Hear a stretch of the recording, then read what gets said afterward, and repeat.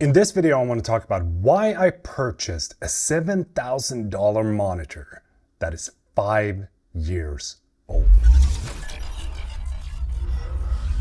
So I want to give you a little bit of a backstory as to what it is that I do before we jump into, the features and the pricing and all that stuff. But basically what I am is a YouTuber. That's the simple way to say it. I guess you can call me a filmmaker, videographer, editor. I do all of those things here on my YouTube channel, and I've been doing so for the last 4.5 years, full-time as my daytime job. And looking back through the years, I've been doing cinematic videos, I've been doing car commercials, I've been doing music videos, I've been doing short films. There's so many different things and so many different videos that I've been working on throughout these years that has required me to have a good monitor. So why is a good monitor important then? Well, over the course of these years, I've been working with multiple different cameras. When I started shooting my YouTube videos, I did not have a camera that could shoot in 4K. I did not have a camera that could shoot in 10-bit, and there was no 4K 120. All of those things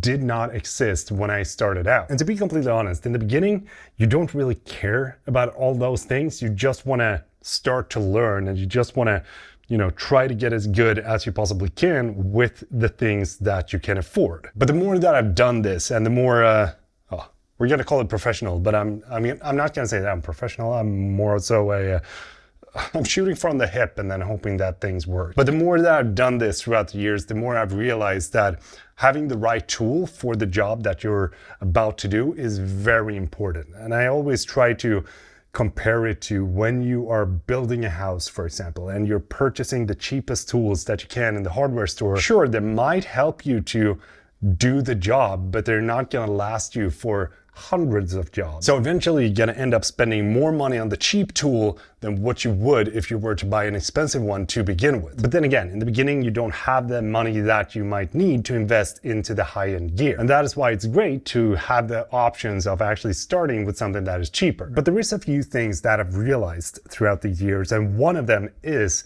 that a good monitor is one of my absolute most necessary tools that I need to have to be able to do my job quickly. Having a high brightness, a high resolution, and a very good color accuracy is a crucial thing when you're doing, for example, music videos or when you're doing short films. But the fun thing is that the majority of the stuff that I've done throughout my YouTube career has been done on like a $400 monitor. I want to talk about the design of this thing because it looks freaking great. When I first opened this up, I thought that the entire back was a sticker because when you're looking at it for the first time, it doesn't really feel real.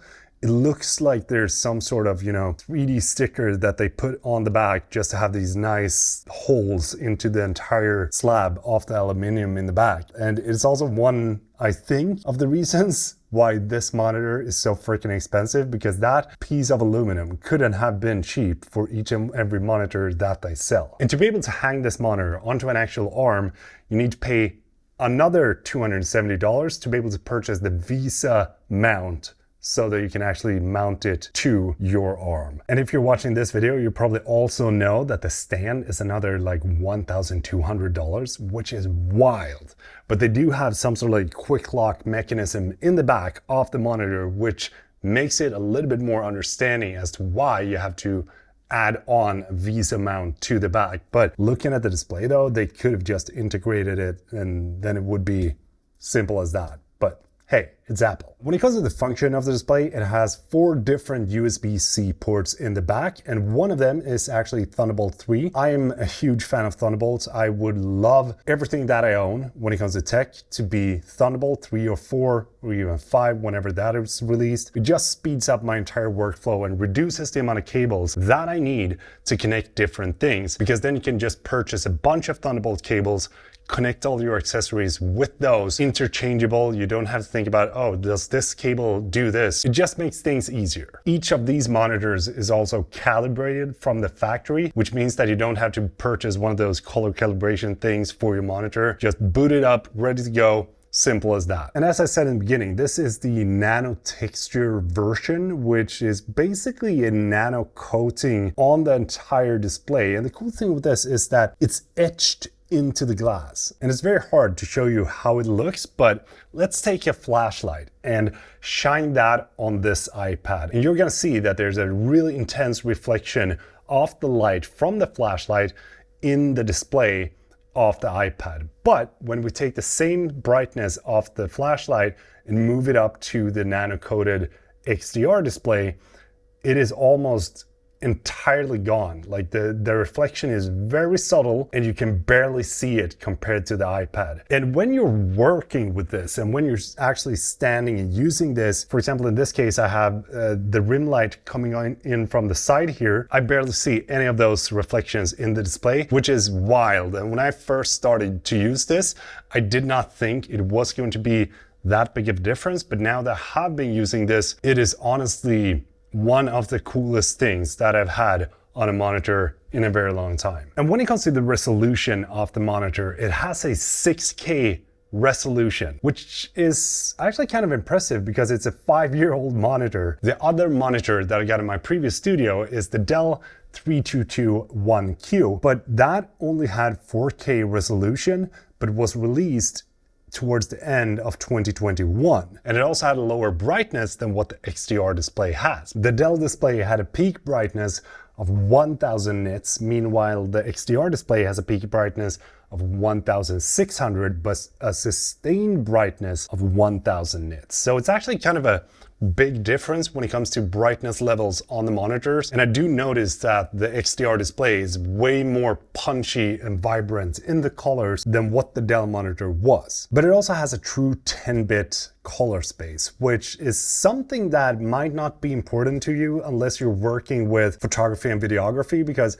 most of the times you don't actually need to have that. But when you're doing a lot of color grading and when you're doing a lot of photo editing, having a true 10-bit monitor means that you can show more of the actual color space that your camera captures. For example, when I'm recording this video, I'm recording something that is called 10-bit video. And that means that I have more colors and more image data to process when I jump into the editing process. But if you were to sit on an 8-bit monitor, then you wouldn't be able to actually see the true 10-bit color space that your camera has captured when you've been shooting your video. Since I'm spending the majority of the time in front of my monitor and not behind the camera, it's very important for me to have a very good monitor so that I can see exactly what my camera sees when I jump into the editing process. Another function that I really like of this display is that when you turn it vertically, it auto-adjusts the entire operating system. That is if you're using a Mac, because it's designed by Apple for Apple.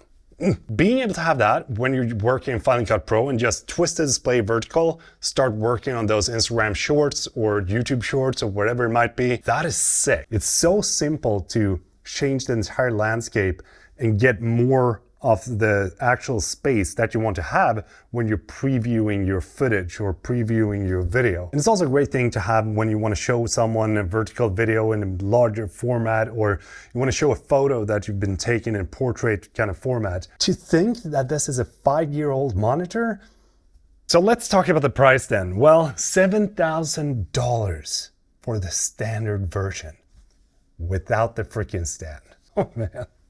So much money. With that said, some of my cameras that I also consider tools are worth more than this display, and I use them way less than this display. When I consider things that I use on a day-to-day basis to run my business as tools rather than a monitor, a camera, an iPad, then it makes things easier to understand why I invest in things that I do. For example, $7,000 spread out over 24 months. That's like $290 a month, which is actually not that expensive when you consider the time that you spend in front of it and the money that you can make by spending time in front of it. But is it worth the money? I guess that is the biggest question. At this time, when I'm recording this video, it's 2024. It's a 5-year-old monitor. We know, Peter, you've been saying that 4 times throughout this video. But the fun thing though is that there is still nothing quite like this display.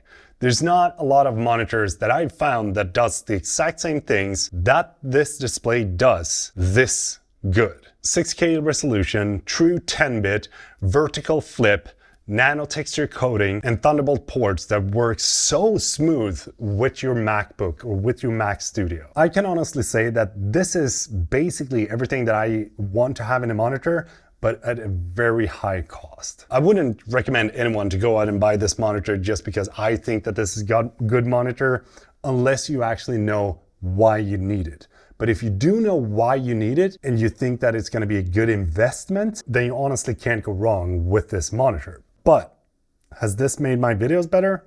Most likely not. As I said previously in the video, like some of my favorite stuff that I've been posting to my YouTube channel has been made on a $400 display. Has the display made me a better YouTuber? Nope. Has it helped me to create better content? Probably. Is it going to be outdated soon though? Honestly, I don't think so. But I would love to see something come along and just smack this down from the throne that it now sits on. That's my thoughts on the Apple Pro XDR display. Again, I can't believe that this monitor is a 5-year-old monitor. If you like this video, I would appreciate it if you were to drop a thumbs up, or even just, drop a comment or subscribe or something like that. That'd be nice. I would love to see you in the next video. Anyway, Peter from Sweden is saying, thank you so much.